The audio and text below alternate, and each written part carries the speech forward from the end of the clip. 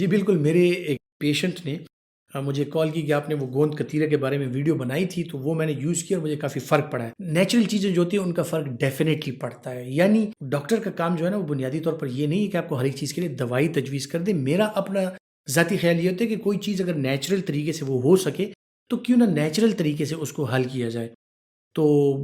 اچھی بات ہے کہ آپ کا مسئلہ حل ہوا، لیکن یہ ہے کہ اور بھی اس میں بہتری لانے کے لیے نا جو پیٹ کے مسائل ہیں، ہاضمے کے مسائل جن کو ہیں، خصوصاً قبض کے مسائل جن کو ہیں، وہ اگر گوند کا تیرا اور ساتھ میں جو تخم ملنگا ہوتا ہے وہ پانی میں بھگو کے رات کو اوور دا نائٹ اس کو رکھ لیں تو وہ پھول جاتا ہے، اس میں وہ واٹر ایبزارب کر لیتا ہے، اور پھر صبح اگر آپ اس کو کسی شربت میں ملاتے ہیں یا ناشتے کے ساتھ اس کو ایسے ہی وہ پانی پیتے ہیں تو میرے خیال میں آپ کو زبردست قسم کی اس کی جو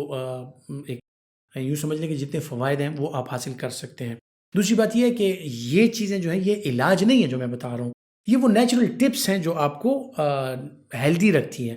پھر اگر خدا نخواستہ آپ کے ہیلتھ میں کوئی پرابلم آتی ہے تو پھر علاج کے اپنے سٹیپس ہوتے ہیں کہ ہم دوائیوں پہ جاتے ہیں یا لیکن سب سے بنیادی چیز جو ہے وہ نیچرل وہ سٹیپس ہیں کہ جن کو مد نظر رکھتے ہوئے آپ ڈاکٹر سے دور رہیں، آپ بیماری سے دور رہیں، آپ علاج سے دور رہیں۔ یہ نیچرل چیزیں ہیں جو کہ آپ اگر کریں تو یقینی طور پر یہ فوائد جو ہیں آپ حاصل کر سکتے ہیں۔